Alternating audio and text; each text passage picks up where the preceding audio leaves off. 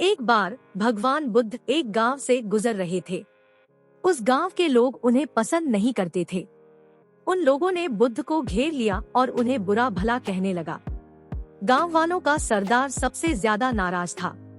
वह तो बुद्ध को गालियां देने लगा, पर बुद्ध इन सबसे बेपरवाह मंद मंद मुस्कुराते रहे। वहां का सरदार काफी देर तक बुद्ध को गालियां देता रहा, लेकिन कुछ ही देर में उसका मुंह सूखने लगा, जिससे वह चुप हो गया। यह देखकर बुद्ध बोले, अगर तुम्हारी बातें समाप्त हो गई हो तो मैं आगे बढ़ूं। मुझे आगे वाले गांव में जाना है। वहां के लोग मेरी प्रतीक्षा कर रहे होंगे। यह देखकर गांव का एक व्यक्ति बोला, हम लोग तुम्हारा अपमान कर रहे हैं, तुम्हें गालियां दे रहे हैं, लेकिन तुम इसका जवाब देने के बजाय मुस्कुरा रहे हो। तुम इसकी प्रतिक्रिया क्यों नहीं देते? बुद्ध बोले, वत्स, तुमने आने में तनिक देरी कर दी।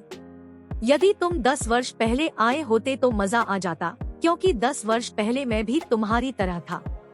अगर उस समय तुम मुझे बुरा भला कहते, गालियां देते तो मैं भी क्रोधित हो जाता। मैं तुम्हें इससे भी अधिक गालियां देता, हाथापाई पर भी उतर जाता। पर मैं अब आगे बढ़ गया हूँ। अपना क्रोध, घृणा सब कुछ पीछे छोड़ आया हूँ। अब मैं उस जगह पर पहुँच गया जहाँ तुम्हारी गालियाँ पहुँचने में असमर्थ है।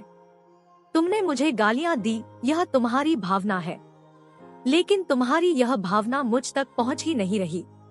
मैं इससे आवेशित तभी होगा जब मैं इसमें भागीदार हो जाऊंगा, जब मैं इन्हें स्वीकार कर लूंगा। लेकिन मैं तो तुम्हारी इस क्रिया से निरपेक्ष हूँ, इससे बहुत दूर हूँ।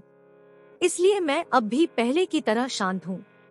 यह सुनकर सरदार बोला, अरे ऐसे कैसे? मैंने तो तुम्हें गालियां दी, और वह भी पूरे गांव वालों के सामने। फिर उसे लेने या न लेने का क्या मतलब है? बुद्ध बोले, वत्स, कल मैं एक गांव में गया था। वहां के लोगों ने मेरा प्रवचन सुना। मैं बहुत प्रसन्न हुआ। गांव का मुखिया मेरे लिए मिठाई लेकर आया और उसे खाने का आग्रह करने लगा। मैंने कहा कि मेरा पेट भरा हुआ है, इसलिए मैं इसे ग्रहण नहीं कर सकता। यह सुनकर वह व्यक्ति मिठाई वापस लेकर चला गया, क्योंकि जब तक मैं कोई चीज लूंगा ही नहीं तो मुझे कोई कैसे दे पाएगा। इसमें तो मेरी सहमति आवश्यक है। हाँ, यह तो है। एक व्यक्ति ने बुद्ध का समर्थन किया। बुद्ध ने पुनः पूछा, जब मैंने मिठाई लेने से मना कर दिया तो लोगों ने उसका क्या किया होगा? उन्होंने मिठाई अपने घर वालों में बांट दी होगी। उस व्यक्ति ने जवाब दिया, ठीक कहा तुमने। उस मिठाई की तरह तुम मेरे लिए गालियां लेकर आए हैं और चाहते हो कि मैं इसे ग्रहण कर लूं। पर भाई, मैं इन्हें लेता ही नहीं। अब बताओ तुम इनका क्या करोगे? उस व्यक्ति के पास इसका कोई जवाब नहीं था। बुद्ध पुनः बोले, मुझे तुम पर दया आती है वत्स। अरे, क्रोध तो मुझे तब आएगा जब मैं ये गालियां ले लूंगा, और जब मैं गालियां लेता ही नहीं तो क्रोध का सवाल ही नहीं उठता। बुद्ध की बातों पर सरदार ने कोई प्रतिक्रिया नहीं दी। शायद वह सोच रहा था।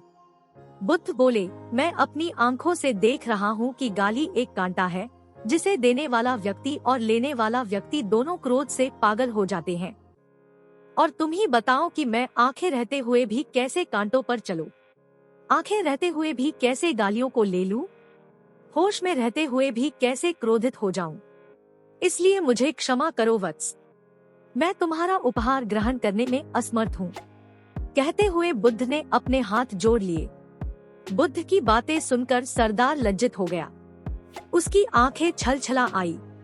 उसने कुछ कहना चाहा, पर उसके होठों ने जवाब दे दिया, और जब उससे नहीं रहा गया तो वह बुद्ध के चरणों में गिर पड़ा। दोस्तों, हम में से ज्यादातर लोग यही समझते हैं कि हमारे दुखों का कारण कोई दूसरा व्यक्ति है, और जब हम ऐसा मानते हैं तो हम अपने नियंत्रण की कमी और अक्षमता को अनदेखा कर रहे होते हैं। वास्तव में यह हम पर निर्भर करता है कि हम दूसरों के द्वारा प्रदान की गई नकारात्मकता को स्वीकार करते हैं या नहीं। अगर हम नकारात्मकता को स्वीकार करते हैं तो हम अपने पैरों पर कुल्हाड़ी मारते हैं, और जब हम उसे अस्वीकार कर देते हैं तो गिरना, क्रोध, हिंसा हर किसी से मुक्त हो जाते हैं। मुझे आशा है कि आप लोगों को मेरी कहानी अच्छी लगी होगी। कृपया मुझे सपोर्ट करने के लिए इसे लाइक करें। मैं कल फिर आप लोगों से मिलूंगा एक और नई कहानी के साथ। तब तक खुश रहो। आपका बहुत बहुत धन्यवाद।